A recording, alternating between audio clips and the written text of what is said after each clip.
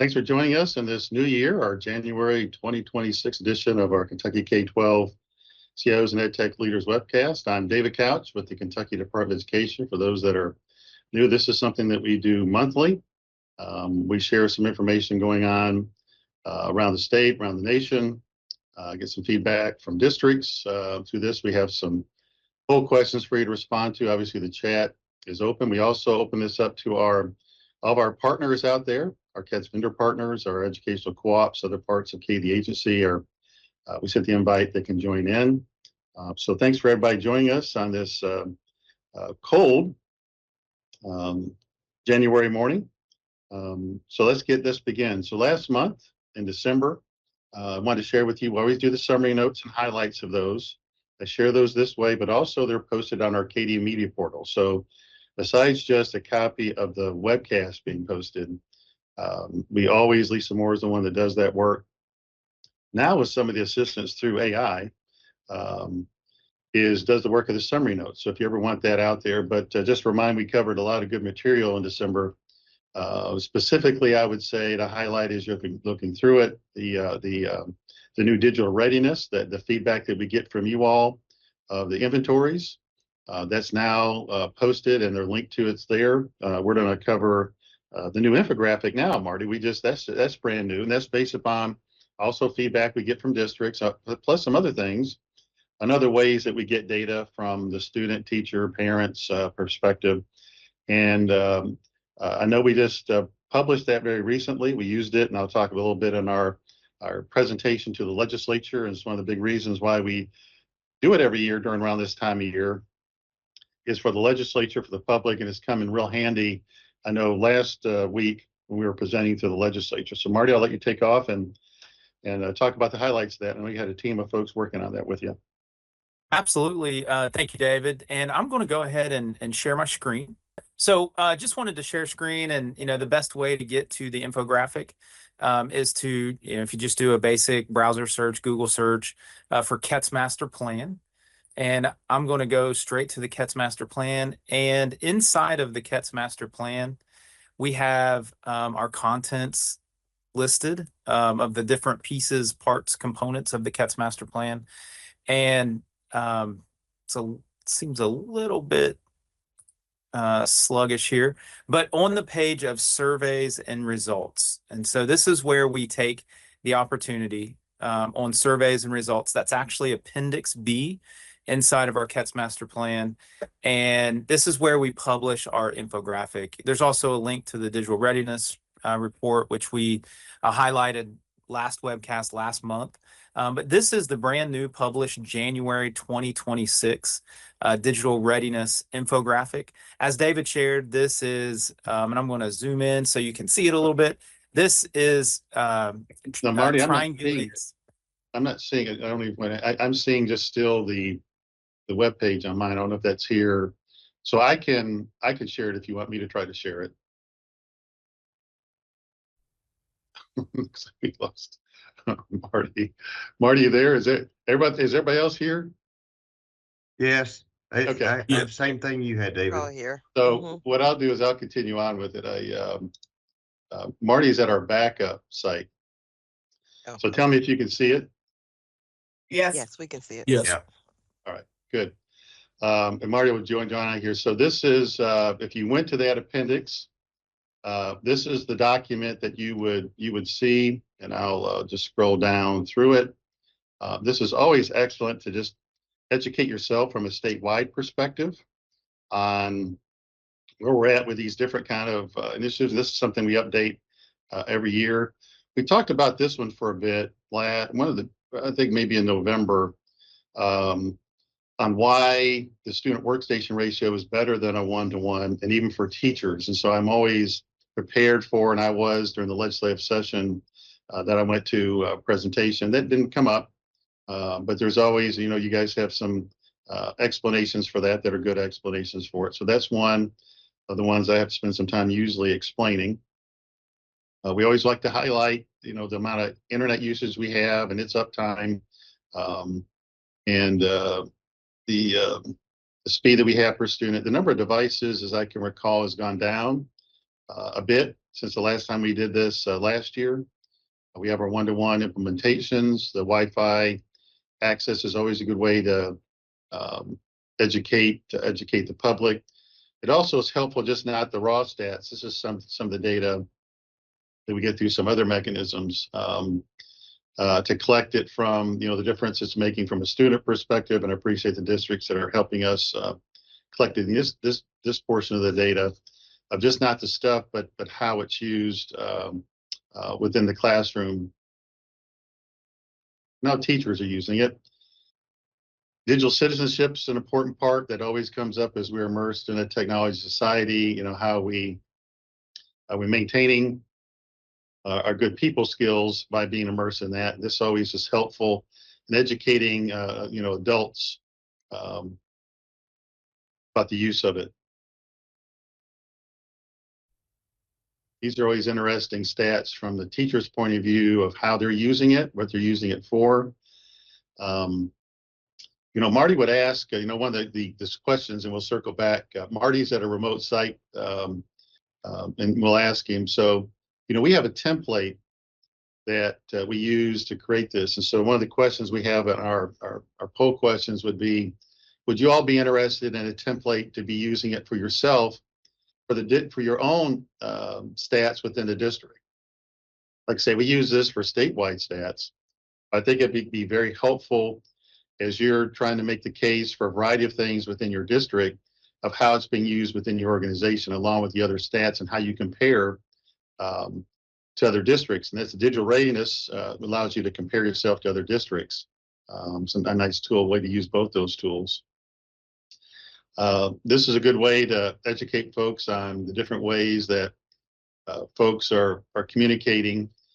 This does remind me about the traceable communications kind of legislation that came out the last session, and that are trying to do some cleanup of that and address some issues that districts push back on. But that legislation impacts you all because a lot of things that they use are digital communication tools. And obviously, one of the biggest ways that we communicate with parents and students, we call it Parent Portal, but Student Portal too. This is one of the best tools out there that we have. And this is how students get their information. You can see right here for the Student Portal. Just a reminder for folks that haven't been with us for a while, Kentucky was the very first state in the nation to do this and to push for that. And it's been a big success for, I can recall as a parent, this was very helpful when my children were going through school. This is interesting too, and I always will have to explain this one. Marty, you back? I sure am. Okay, I'm at down here. This one, I'll just say, this is one I know Marty and I are prepared for this one because in the last legislative session, districts were to stop using social media for students, but teachers can still use them and still use them for a lot of educational things. So this one, when we were preparing for that session, for that presentation, we expect to get some communication with this. So social media tools are still available to teachers use within the school building as long as the school district wants to make those available to the teachers. But obviously there's some restrictions with students. Marty, so I can just, flow down here for you. That's fantastic, David. I appreciate it. And thank you. Apparently below 10 degrees, Teams needs a little bit more. No, I appreciate the jump in here. So we have in fairness to Marty, he has been a plumber this morning at his house dealing with the water freezing pipes. So Marty, thanks for hanging on here and joining. It's all great. It's all great. It's all working.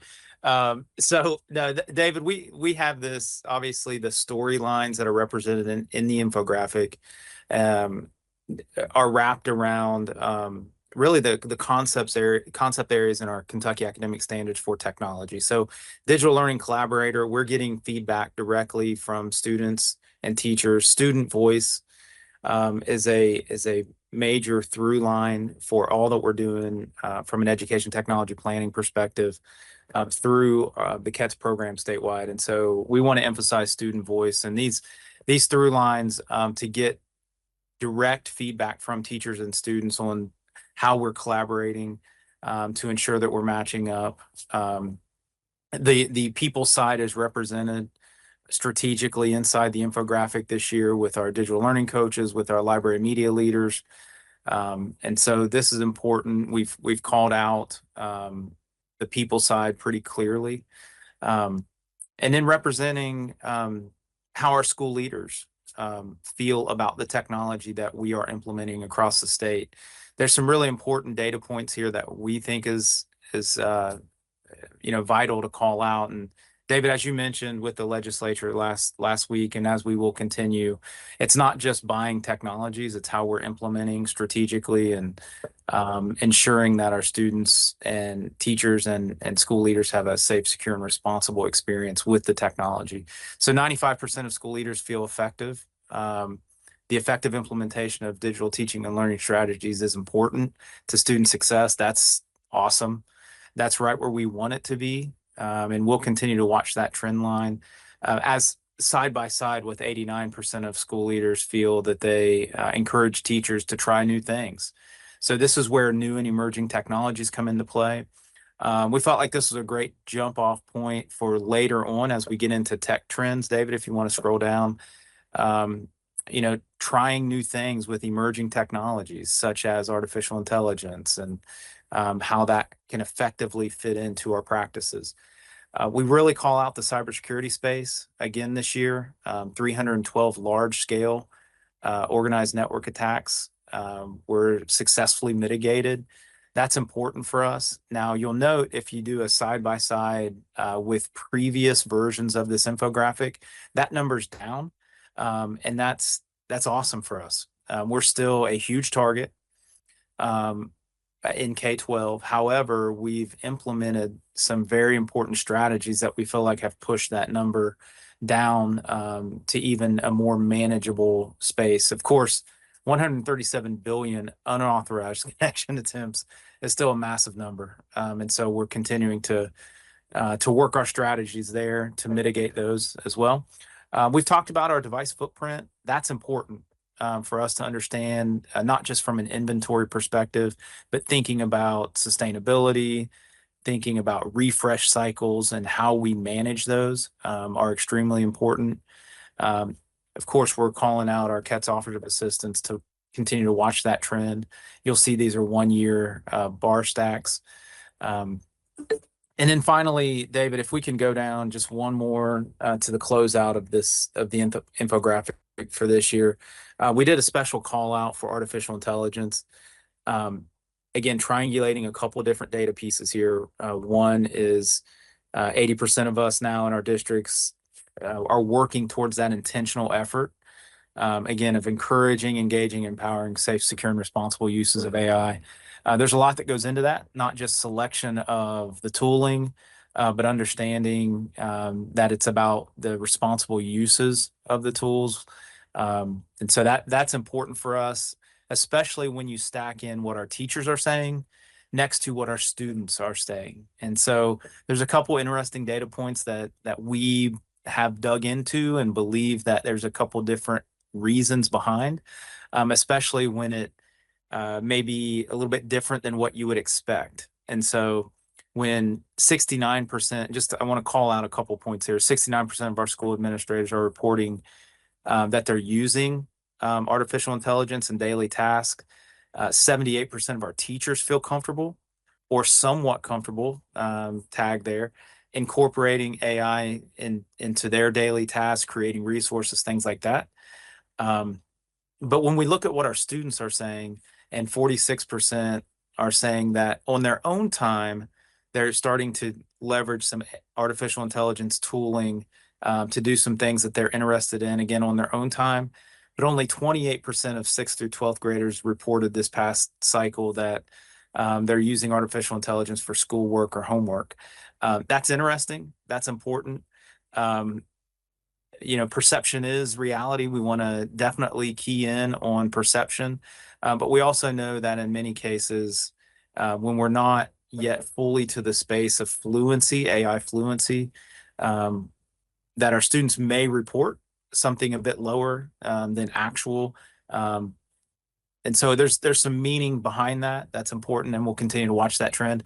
The one that I think is awesome is 45% of our 3rd through 5th grade students reported that teachers have used artificial intelligence in some way in a lesson with their entire class. And so that's group instruction, leveraging AI, demonstrating AI use, and we believe that we're pushing it on safe, secure, and responsible uses there. So that's important to kind of watch that trending go, especially as we adhere to our area of emphasis in the CATS master plan. So finalizing out QR code linking to the infographic, definitely continuing to look at traditional versus mobile devices. You can look at that trend. That trend is going to continue to. We lost Marty again. That definitely is a trend. I'll finish up for him. This trend that we see, that these are laptops kind of devices, or these are the desktop devices that are dropping in numbers, and these are obviously the laptops that are increasing in number, and that's been on a trend for quite some time. Still room for laptops, but it's getting lower and lower as every year passes. Two things, and just Marty, we lost you again for just a second. You know, the dial-up, do they have just to have dial-up there where we all live? I'm not sure. We gotta. It's not, it's not funny. I appreciate you. That's not funny, and yeah. So you got to remember, Marty's up on the top of a telephone pole right now. This is awesome. I should do this more often. This is So, great. I would just say that we have 2 questions that we'll circle back to toward the end. If you could fill them out. Are you interested in the template? Right. And then, is there anything that stands out? I think that's one of the questions we had from the infographic, right? Yep. So you just respond to those. Yeah. Right on. All right.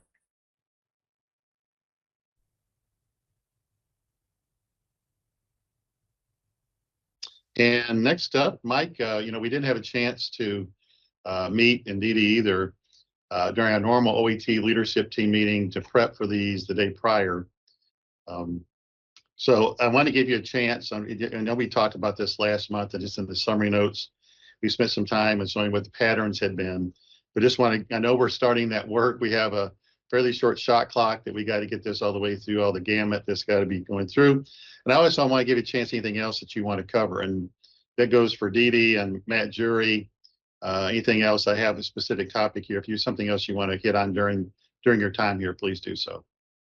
So yeah, David, as you indicated, we mentioned last month about the fact that we've got our existing network products and services contracts that'll be coming to an end, and so we're well on pace to identify what the CATS and E-rate, CATS certified E-rate eligible contracts will be for the 2027. Make sure I'm saying that right. To be effective no later than July 2027, but we will have in place prior to the E-rate filing window.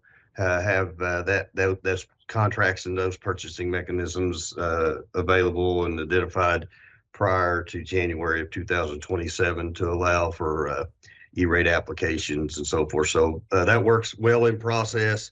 People will be exposed to some of that work as it goes on, but it is a procurement activity, so we will be limited on how much detail we share in open discussions and forums, but well in process, and want folks to be aware of that. If you, as a district, if you have things that just are on your mind regarding the network products and services contracts and that whole arena of what we do, make sure you get that information to your CATS regional engineer, because they will have an avenue by which to make sure that we're not missing anything that districts want to make sure that we're thinking about and considering as we ensure we have those things in place for the upcoming fiscal year. The other thing the only thing that really quickly come to mind, David, was just a reminder on the offers of assistance.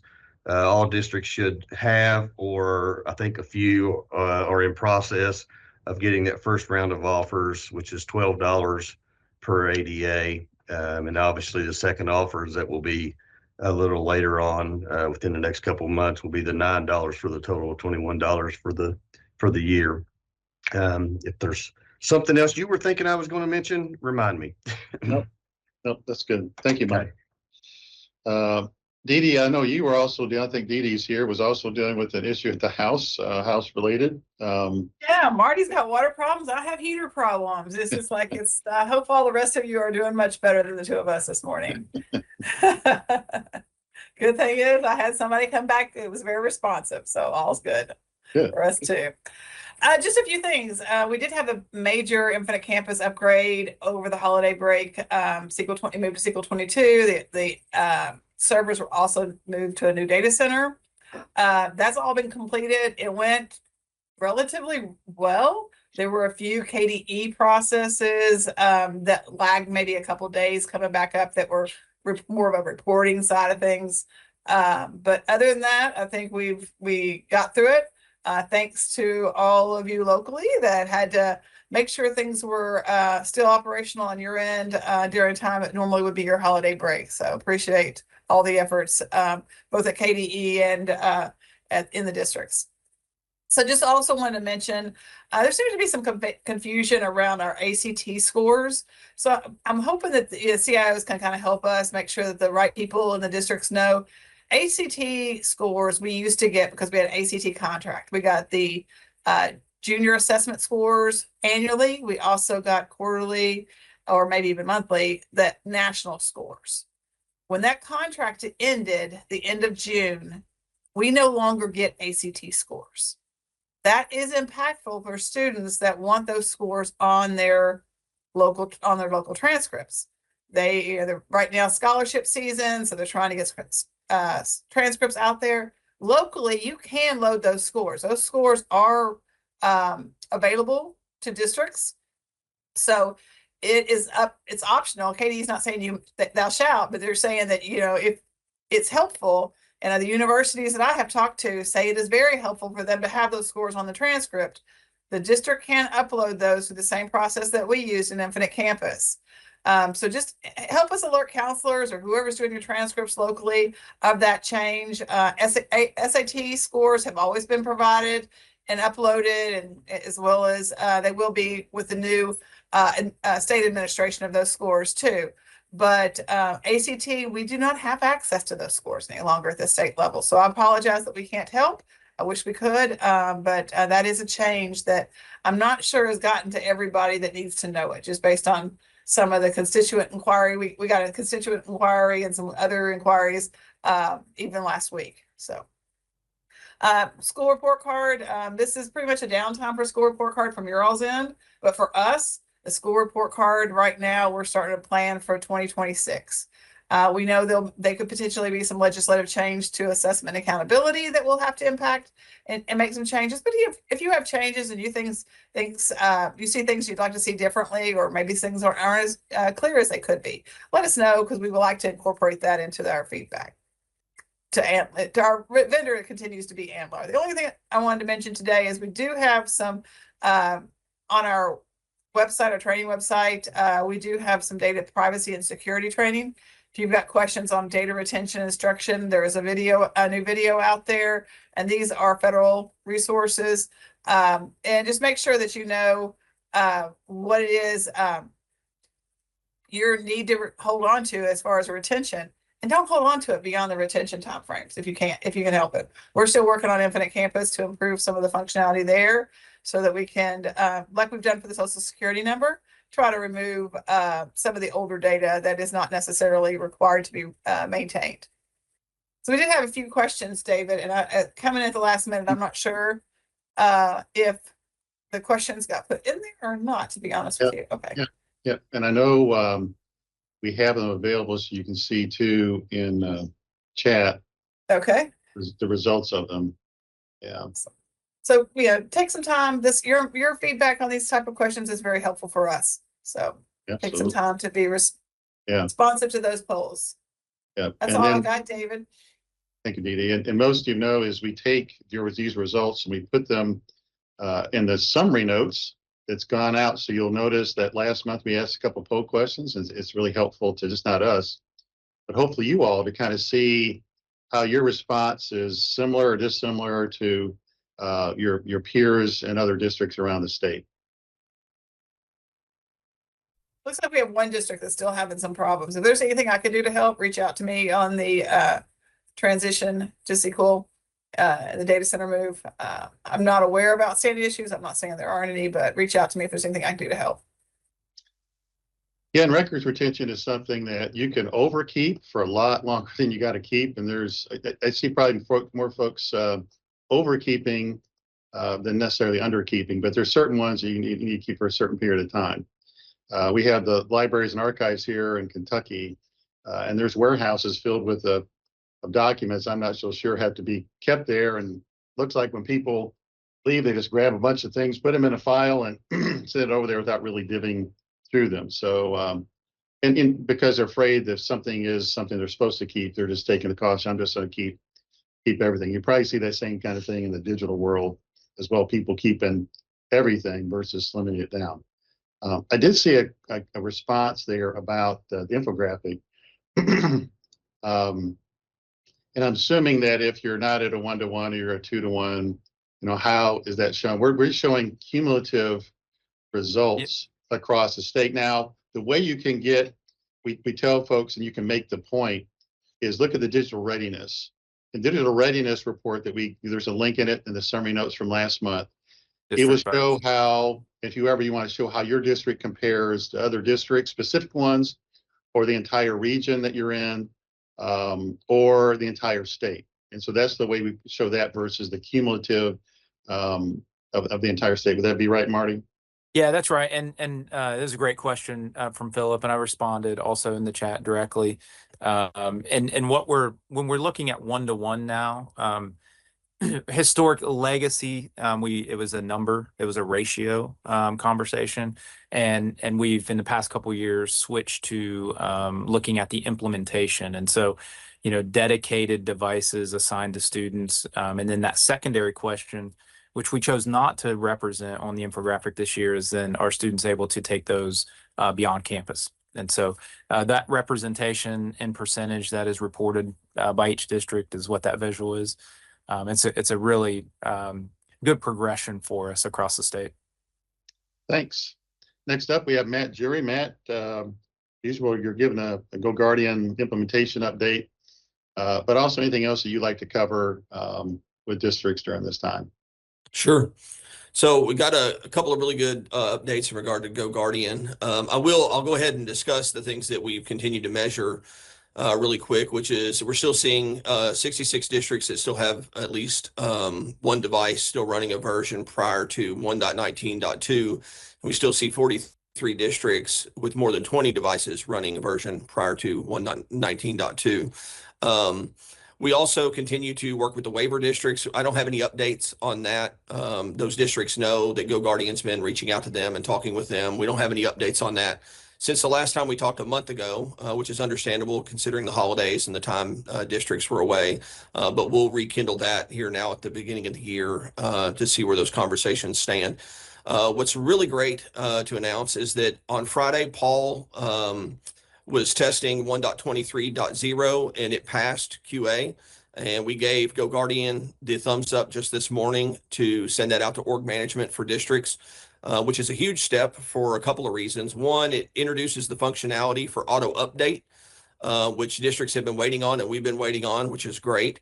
Glad to say that auto update won't just automatically roll as soon as GoGuardian releases something. We'll still have the QA option in the middle of that for us to test all of our Kentucky specific products and make sure everything works well there before we roll that to school districts. That work that Paul's been doing is critical for each of these releases. So we want to make sure that we're still have that option. So GoGuardian has built in that functionality for us to do that, which is great. What's really wonderful is that it's finally going to pull in reporting host names back to GoGuardians to where we will be able to know exactly how many Windows devices are running which version for every school district. The data that we've been using, to use just kind of a crude analogy, is that the number of people you see in your building today isn't the same as the number of people who are in your building today. And what we've had to do is we've had to track the number of versions we're seeing come back to GoGuardian in regard to usage, and then report on that. And finally, we'll not have to make those correlations anymore. And we'll finally get a firm machine number count by version, by operating system, to finally report back to school districts on and be able to track our progress with. So it's a big deal. I'm hoping, we haven't seen anything back from GoGuardian yet, saying when they'll release that to org management. I'm hoping that'll be later today or tomorrow. But we should, we'll send some sort of update out regarding that, probably through the KEs to let you know. I think that's all I've got. Okay. Thanks, Matt. Yep. Want to give you an update on our additional budget request for KETS that we had on the 13th of January. Had a couple people in this room, as myself and Marty Park and Lisa Moore and Mike Lettingham were there. Here is some good news associated with that. I don't know how many additional budget requests the Department of Education had. I don't know if it's 20 or 25, but the legislature only selected 3 to come over and brief them on those 3. So that, I consider that a good sign. It's no guarantee that we'll get it, but much further than we've gotten in our previous 2 attempts in the major funding sessions to get the KETS baseline raised. So that was good in itself, a good news item to get that opportunity to present to them. I'm sharing with you, and I have a link here of actually that presentation. So if you were to click on that link, it's in YouTube, and all the presentations now are available from the legislature, just not the KT broadcast. So I put that on there. But I want to take you through what I covered. The first one is, and this really is one of the best things that happens for us selling the increase of funding, is the Auditor of Public Accounts report. The little snippet, what I've done is I've taken the 5 areas where they identified, if you just a reminder, and we have some new folks, the auditor did the most extensive study of the Department of Education in the past 30 years, at least. And in their main upfront finding, they found 4 noteworthy accomplishments. And KETS, the Kentucky Education Technology System, was one of those 4. And so I read off to them, and I've done that in the past for you, and it's up actually on our KD OET portion of our website, that snippet. I'm not going to read it off again, but it only takes about 2 or 3 minutes, and I read that off to them. So it sets a nice tone that we have been good stewards of taxpayer money, very frugal with it, and made a big benefit with it for many years, over a period of 3 decades going forward. And so that was the first thing that I covered with them. I also shared with them the KETS timeline. I call it our greatest hits album. Over the course of 1992 through today, to where we're the pioneer and national leader in most aspects of education technology, and is still trying to always get better, which I think has been a key part of our success. Also part of that package is what Marty Park just covered with you, is the latest infographic. I also every time I present to the Kentucky Board of Education, I use that. It's used for a variety of ways to give folks a good feeling of the heartbeat of education technology. And that was very helpful to put out there. I also share with them of what I've shared with you all in the past is, our KETS baseline is now 15.4 million, and we've asked to raise it 14.6 million a year to $30 million a year. And to give you a feel is, for a good portion of that raise of 14.6 million, is just trying to cover that the cuts that we've received really since 2006. We've received about $11 million in cuts, and nobody's just picking on us. This had to do with the housing crisis. And always we were promised that we would get that restored, and it takes a lot. Just so you know, the reason you got to fight cuts a lot is it takes a big battle to get those restored. So that's 11 million of that. Another 4 million or 4.5 million has been, we've not got a cost of living increase since 1992. Add those 2 together and you get close to the $15 million that we're asking for.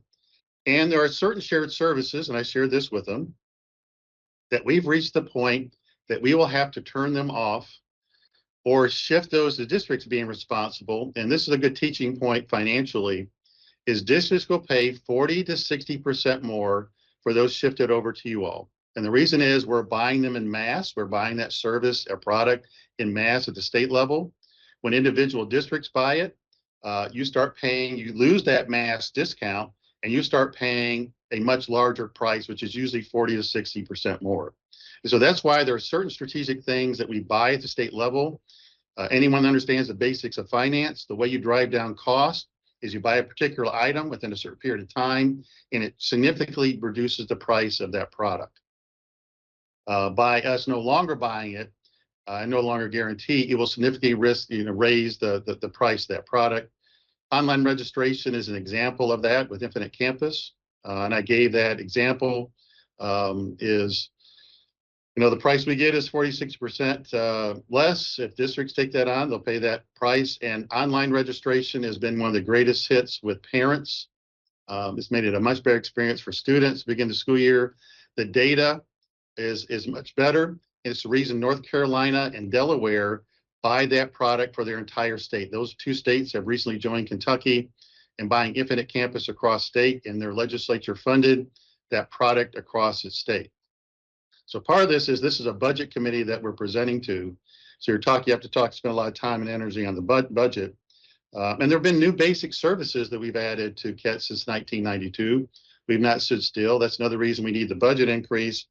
And for the financial office assistance to districts, those have been reduced from record highs that we had in the 90s to a pretty stable. We went through the infographic, so that's been flatline.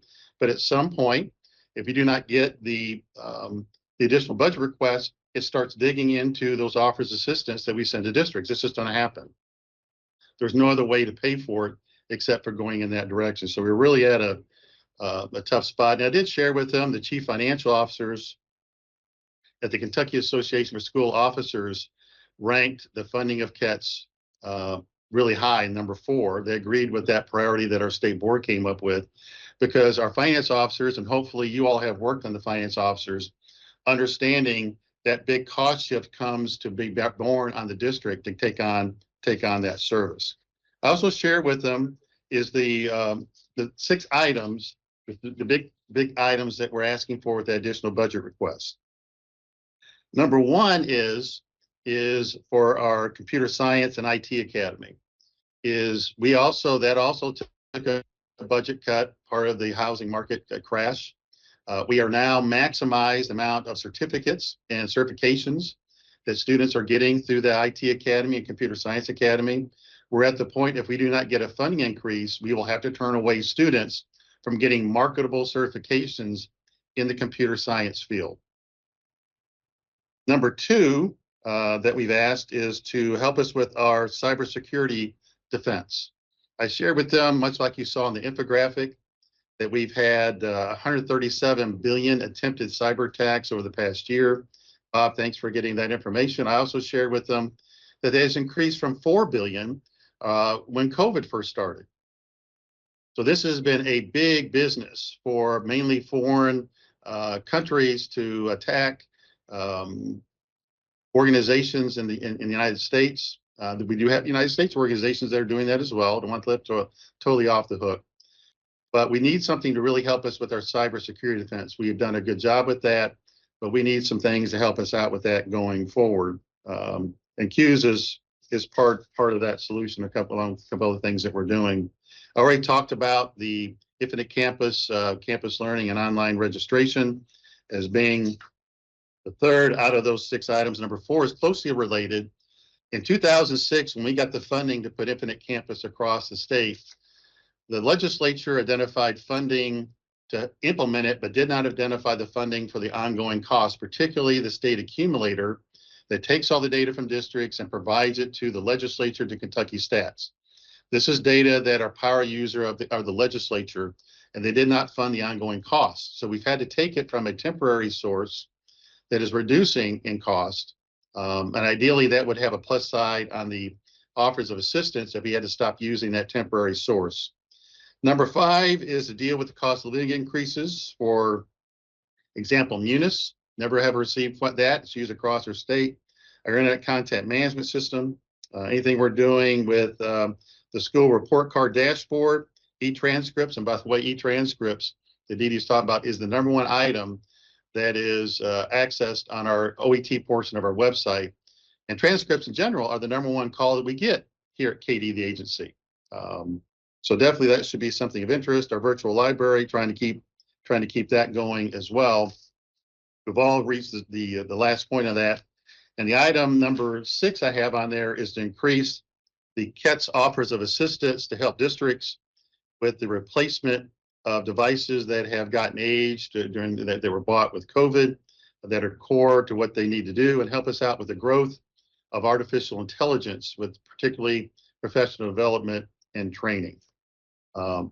I can tell you, and Marty is, the legislators seem very respective. They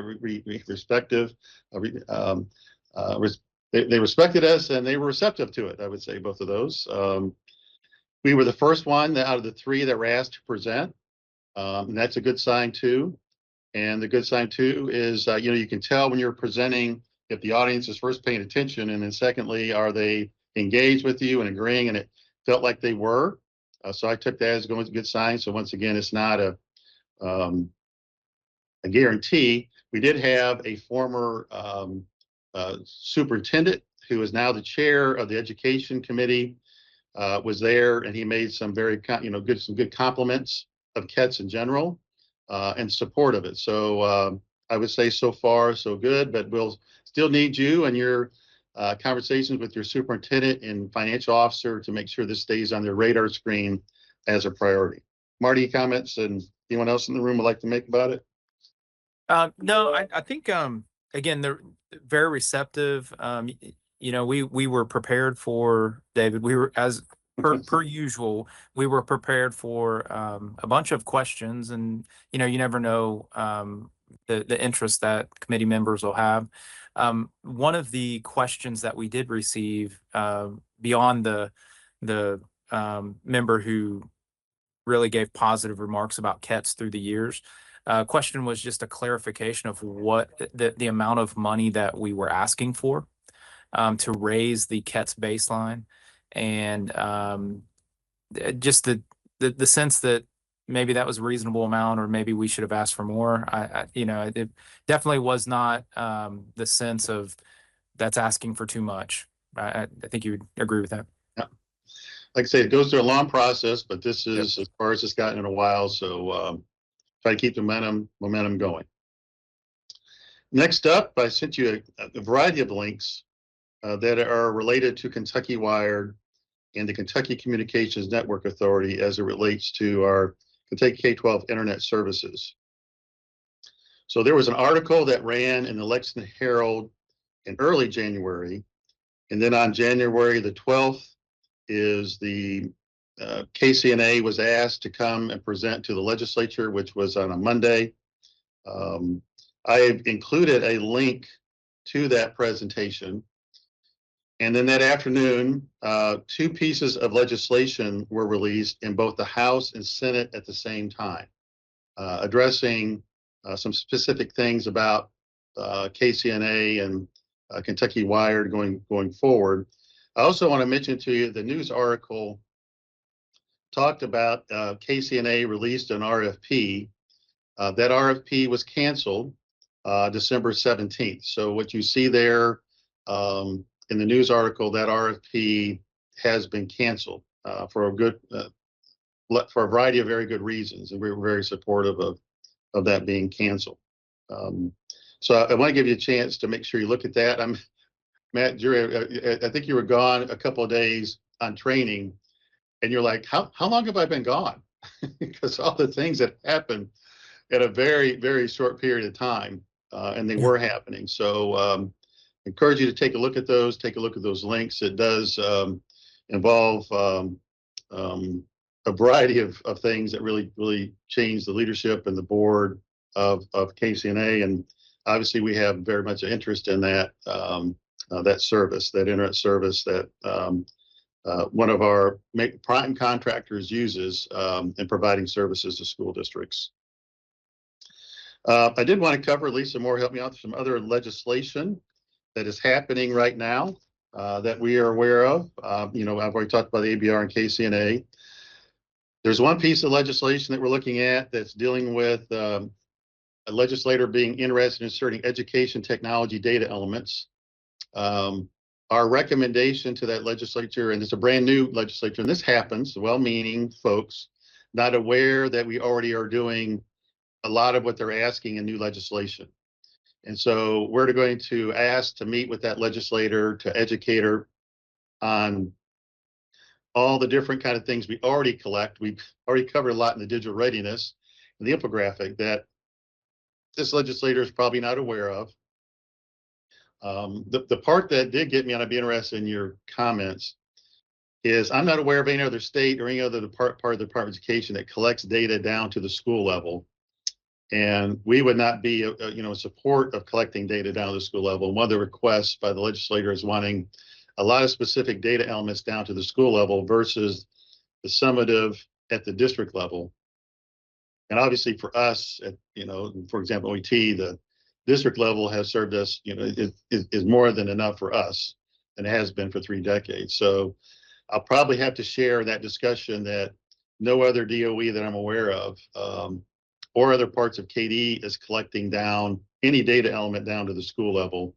And obviously that would increase the load on you all to populate something and us as well. So, but looks like 99% of, yeah, it's not been introduced. Yeah, it's not been introduced. It's in concept phase. I'm just trying to give you some feedback I'd like to maybe get some initial feel for what you all would feel collecting. And these are things that, for example, shared service.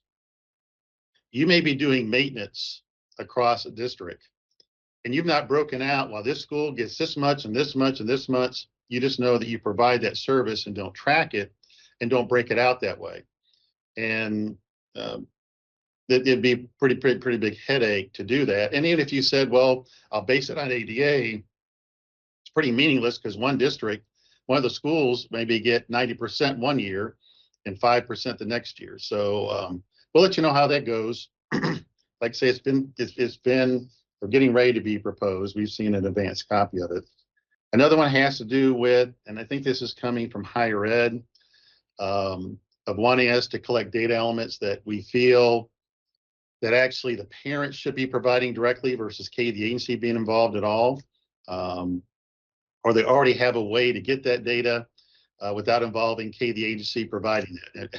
Social Security numbers would be one of those.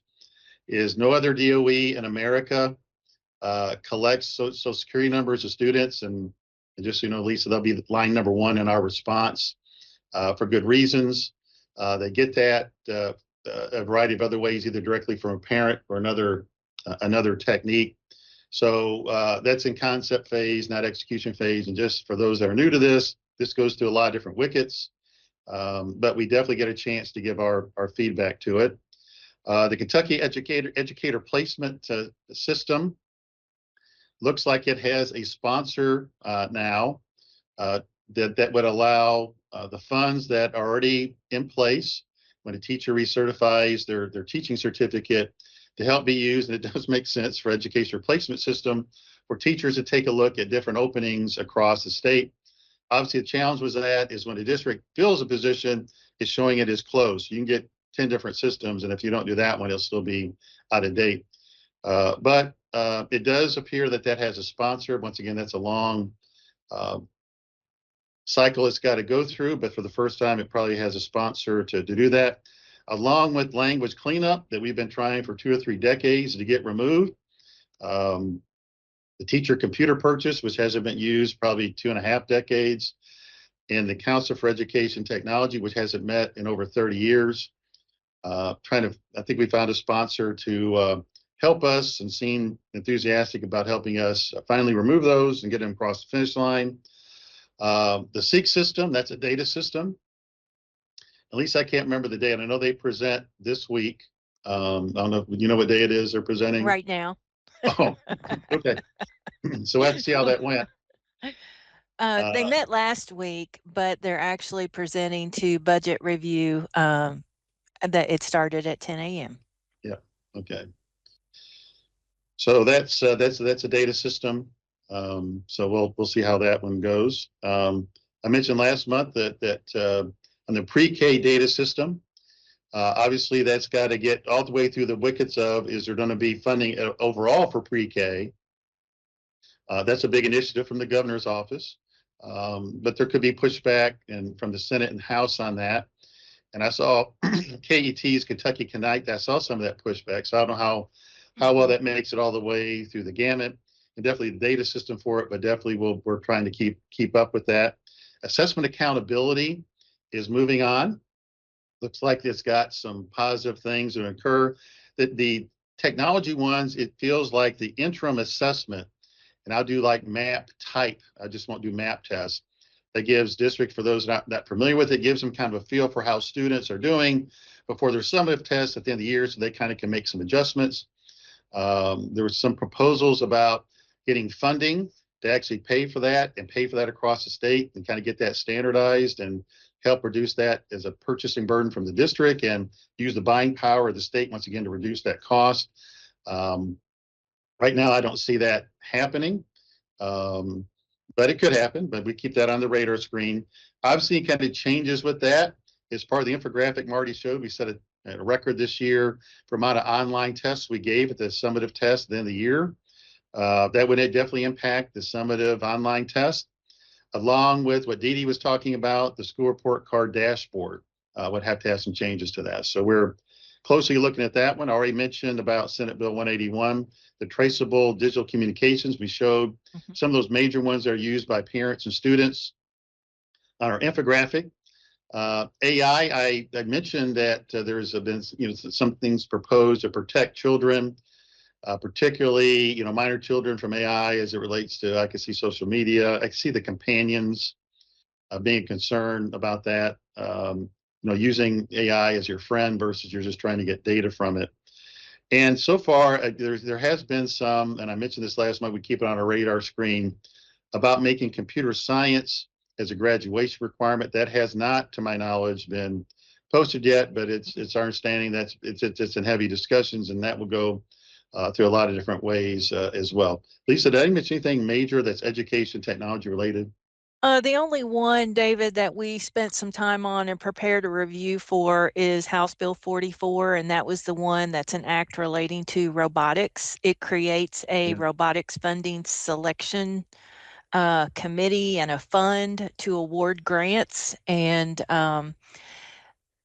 anyone can go out there and take a look at it, but our review basically said that we felt like it was complementary to what we do within STLP and not in competition with it, but it does have quite a bit of oversight that would be necessary at the KDE level. So never seen this bill before, not sure how it will progress, but KDE is tracking over 125 bills right now, but a lot of those are like tax related and that sort of thing. That's about a quarter of the bills that have been introduced so far are education and tax related. Thanks. Next up is artificial intelligence, and I like what Jody Rose said. It's kind of like sunlight; it's everywhere. So you deal with it in every capacity, and everybody's remarketing themselves as AI, even though it may be just computer science or something they were already doing. But we were asked to present to superintendents during the All Superintendents Webcast. So we had a presentation to the legislature on the 13th that we talked about, and in the afternoon was the AI portion. And the teaching point that I was making to superintendents, and I've given a link to that presentation. It's on our KD media portal, along with the information on our OET portion of our website. But I wanted to show it's a team effort between the Commissioner's Office, that would be your all superintendent, our Office of Teaching and Learning and Chief Academic Officer, and Career and Technical Education, and the Office of Education Technology. And I'm hoping you're working collectively with those folks in your district about artificial intelligence, and we try to model that in front of superintendents. I did tell the superintendents that perhaps their best resource to talk about the resources available in artificial intelligence are your all's positions, the chief information officer, EdTech leaders, because this is basically a topic we have covered nearly every month in these webcasts for now going on 3 years. And we've shared with you all the resources that are available. I'm hoping you've taken that opportunity to share them with the right folks within your district. But I asked them to turn to you, and I then went through the details of the AI portion of our website and OET, and I just went down and highlighted all the items that were in that. I encourage you to take a re-look at that. I did talk about the CIO Summit and encourage them to take a look at least the last March CIO Summit, where we went into, and I suspect for the 4th year, although we haven't finalized CIO Summit, this will be a topic as well. But we asked them what are the significant noticeable differences that you all have noticed over the past year. What are the big things you're expecting going forward? What are the concerns you have, and what are the additional resources that you have? And so those are 23 tables of folks that, as you know, is from the feedback that we get from at the end of year feedback and the feedback in the summit. We don't publicly put out there any district's name or individual's name when they're giving those responses to us in somewhat confidence. But they can see the theme of it. We have 23 tables, and they can get a feel for the one idea feedback. I thought that was a really good document on there. I did ask Marty to share, and I'm going to ask him to here. Marty, let me know if I need to. I'm prepared. What you're doing, I'm prepared to show your tool AI in action if you'd like me to do that for you. But I also wanted the superintendents aware of other resources beyond these that we're going to share with you. The Digital Learning Coach Network is outstanding way, and I know Marty will talk about here in just a second what they're doing already to help out districts with artificial intelligence. You have the educational cooperatives that are meeting. I know principal groups are meeting, but even through the generative AI tools, you can just ask for what is the free AI tools available for K-12 and what are the paid ones, and it gives you a pretty good listing of those. Of course, you all have to vet through that. It gives you a good feel for it. I did then part of that webcast. We had Beth Hargis, who is my teammate in Career Technical Education, the Associate Commissioner there, talked about what it meant for the pathways. And then we had our Chief Academic Officer, Mickey Marinero, to talk about Morelli, talk about how it affects the other parts of the content areas beyond computer science and technology standards and library media, how we expect artificial intelligence to be in a flavor of all the academic standards going forward. So Marty, I'm going to let you share the AI in action chart. That sounds fantastic. And hopefully you can see my screen. I'm on standby here. Okay, do you see my screen? I don't see your screen yet. Okay. I now see it. Okay, awesome. So on our Kentucky Department of Education website, under Education Technology, this is our Office of Education Technology landing page. And if you scroll down to hot topics and trending, obviously, as discussed over the last 2.5, 3 years, artificial intelligence is indeed continues to be a hot and trending topic. So I'm going to tap on that page. And we just wanted to walk you through easy access to this, especially because we did spend some time with your superintendents. I had a really good representation of superintendents on that call. And David, can you just check and make sure you can still hear me? I can still hear you. It's not Okay. coming up. You want me to just show it? Yeah, let's try that. Okay. So I'm sharing. Can you all see the AI in action across Kentucky?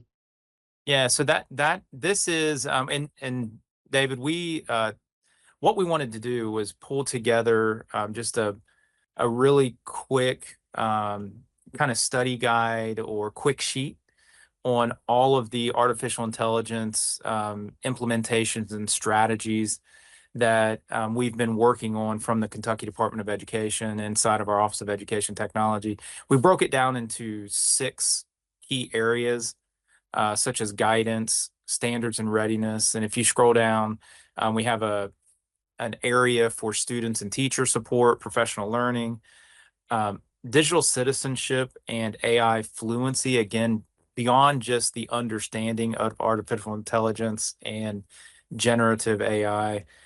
It's that fluency conversation on actually appropriately and responsibly and securely using. So that's the applying of the understanding of AI, and not just in our schools for school efficiency, but also in the learning space is very important.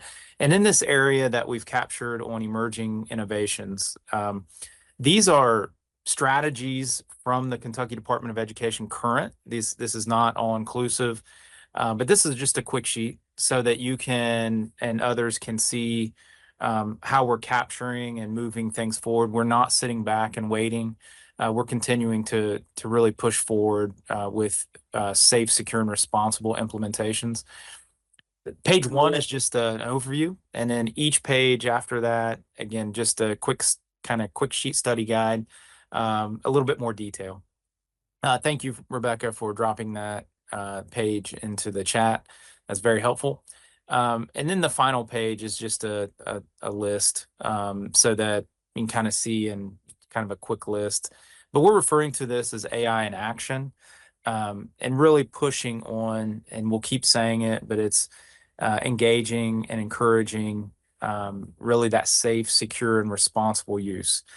There's certainly edges. Jody Rose, I think, David, you cited AI is like sunlight. It's everywhere. And also, if you get too close to it, it can burn you. I think I would add that. And so we want to make sure that we fully understand the implications, but some strategies that are currently working. And so we thought it'd be helpful to show. We spent some time with your superintendents, and a great conversation piece if your superintendent was not able to join. Thanks, David. And this is something Marty and team put together for our commissioner, Commissioner Fletcher, to help bring this all together as he's talking with legislators. And so we thought it'd be helpful to you all, maybe in your discussion within your district. And one of the we don't want to go through each item here, but there's this, because that turns into a 3-hour meeting, because there's a lot of details behind it, David. But one you mentioned, for example, our digital learning coach network, led by Laura Raganos, has been working on artificial intelligence implementation for quite some time. This is not a new conversation.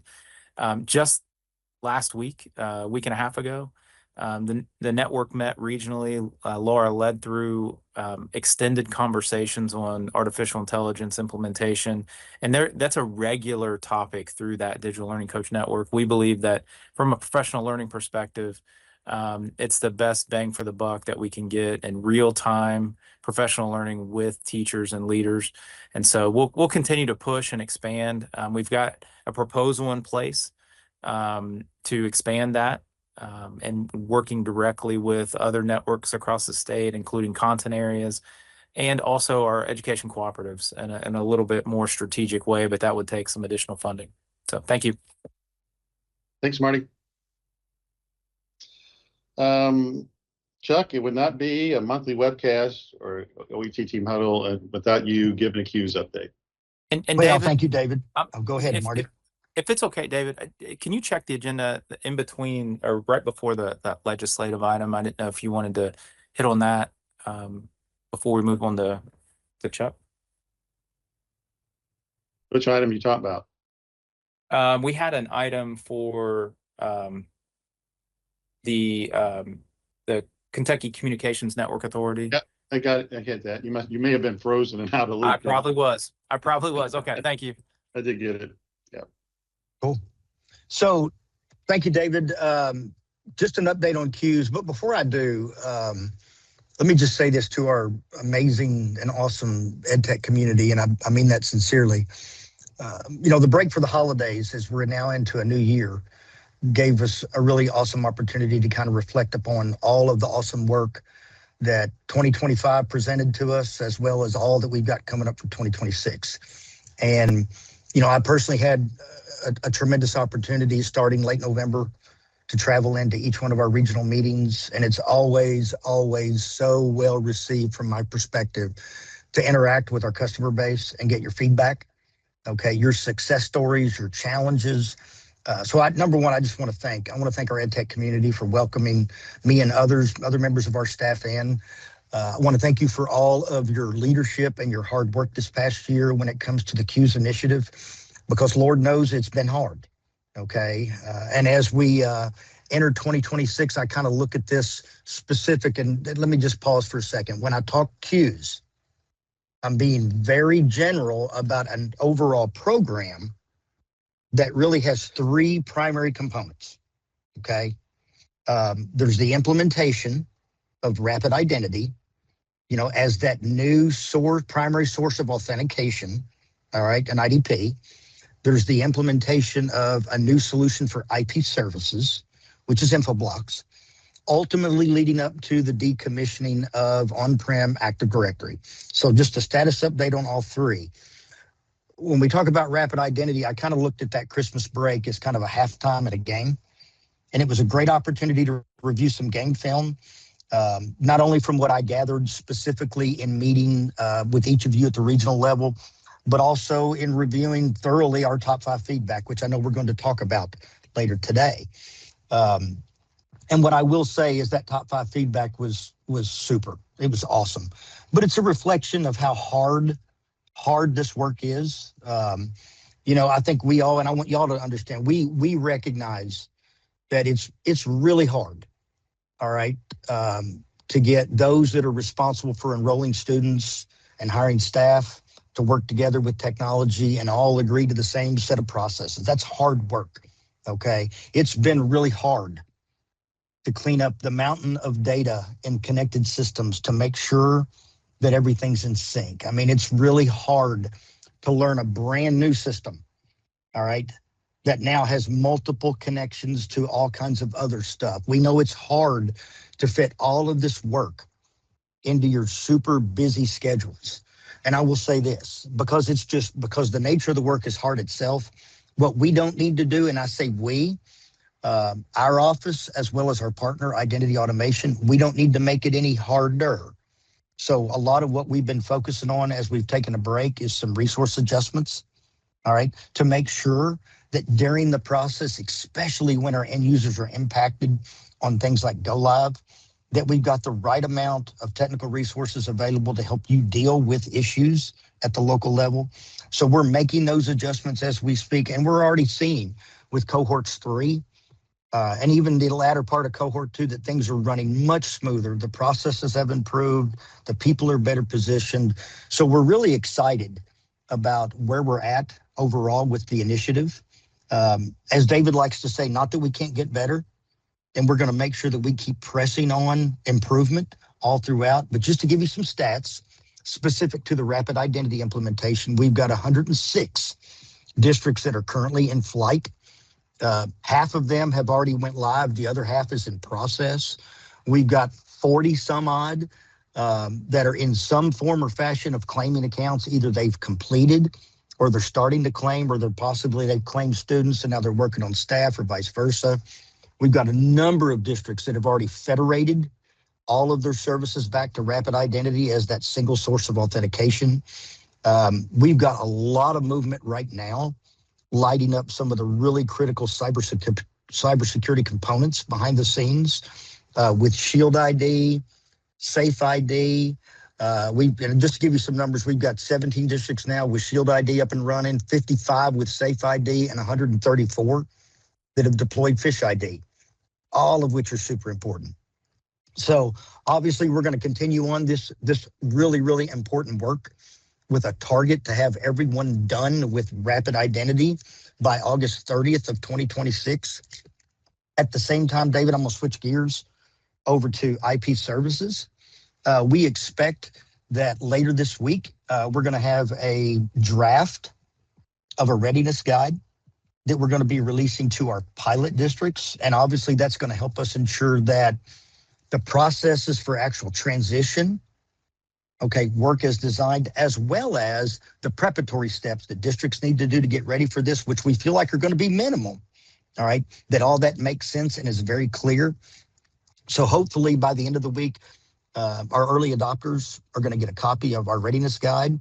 and we can start reporting on the success of actually transitioning DNS and DHCP over to the new services. Right now, we've been focusing for the last several months on what we call a rack and stack of the InfoBlocks appliances. We've got 127 of 171 districts completed with that. And it sounds like, from what I'm seeing on the schedule, looks like Region 2 is going to be starting or possibly in process for the rack and stack. So we're making really good progress on that. Something I'm just really excited about, and I'm excited about the community leadership I'm seeing with topic number 3, which is the Active Directory decommissioning. Had a super community-led event in Region 1 and in Region 2 on January the 9th and 12th. So special shout out to all those folks across the state that helped put that on. You're going to see, John Logan and some others, possibly myself every once in a while, start making more and more visits to the regional level as we synthesize all the data that we've been collecting. Shout out to Neil Arnett for helping lead that with our advisory group. And it's really data around what are folks doing today in preparation? What are some of the new solutions they're looking at as we move beyond on-premise Active Directory? And we're just getting some great feedback that we're going to be incorporating into a readiness guide and some really overall guidance that we hope to be able to release, if not before, during the CAST event in the spring. So lots of great work going on there, David. I really appreciate, once again, the community leadership that we've seen, the involvement that we've seen, because all of that, including our feedback, just makes us better at what we do. So thank you for that. Thanks, John. Thanks for leading the effort. Appreciate it. And like Neil's comment there, hardest year is life, but very worth it with the bumps and all. So pleased with the outcomes. So when you're on the other side of it, it's a good place to be. And it helps you really prepare for the next 10, 20 years is what you're doing for your district. Couple remaining items. The Kentucky Board of Education, anytime it meets and has an education technology related item, I like to share it with you. This topic, we lead computer science update, was supposed to happen in December. The main person leading that was out ill that day. We had a role. I know Sean Jackson is going to present at it, really showing what we're doing in computer science is tying into that versus it just being its own thing. So Marty or Sean, any other comment you'd like to make what we're going to do with that? Well, we're gonna highlight, take that opportunity, David, to highlight the annual computer science report. That report, as we've shared with our EdTech leaders in the past, that is a legislative requirement to annually show the growth in computer sciences. Now that captures student growth and participation, which is also broken down a bit and disaggregated by our demographic groups. And also shows teacher progress in terms of permissions to teach computer sciences. So we'll show that report. Sean does an awesome job of leading our K through 12 computer science efforts, and also push on that additional budget request a little bit, I'm sure, being that computer science is a part of that. So thank you. Yeah. Next month, we're going to spend a whole lot more time on the top 5 feedback. I'll just say that I do appreciate the feedback we got from districts and our own OET staff and different offices. From a district perspective, this definitely helps give your catch engineer a feel for your district individually and how that compares to other districts in their own region. So thanks for doing that. It also helps us out with our CIO Summit topics. So we typically look at that to see what are good topics for that. I also want to share with you is, much like the CIO Summit, this feedback we try to keep as confidential as possible. So for example, if you're fussing about a certain vendor, is we do use that feedback to approach the vendor, but we keep the district and the name anonymous whenever, when we do that, unless we get your permission to use a specific district prior permission to do that. So we do want to show vendors if it's doing well, they're not doing well, that we do work with, and especially if they're one of our CETS product standard vendors. It allows us to give some feedback to them, and just not individually, but show there's a theme with 5 or 6 or 10 districts. But we always try to keep, just want you to make sure when you're filling that out, you have some confidence that's just not going out to the world. And we try to keep your privacy, because some of the things you're saying to us, you were just saying to us, and we recognize that. much like I just shared with you what we did with the summit, all that feedback that we share from the summit with AI, it does not have one district listed. If you look at it, it doesn't have one district listed in it with any of the feedback that we've ever shared with that. And I go through and if I see that happening, I'll just edit it out to make sure if it does go public, they don't see who specifically said that. So just want to make sure you have some assurances with that going forward. For anyone on the team, do we have anything that other topics we want to make sure we discuss before we end? We end early. Let's pause there for a moment. Covered a lot of material. I'm always amazed. It's like, well, we can't, can't do that the next month, and it's been happening for 30 years. There's really not a dull lull period in CATs. That's a good thing, a lot of different ways. So hopefully we'll be able to give you some more news as it happens about legislative session. That's definitely something that's pretty fast moving. And want to thank you, everyone, on our OET staff time. Welcome back to 2026 in the districts. And here we go, another year. So thanks again for your time and energy. Take care.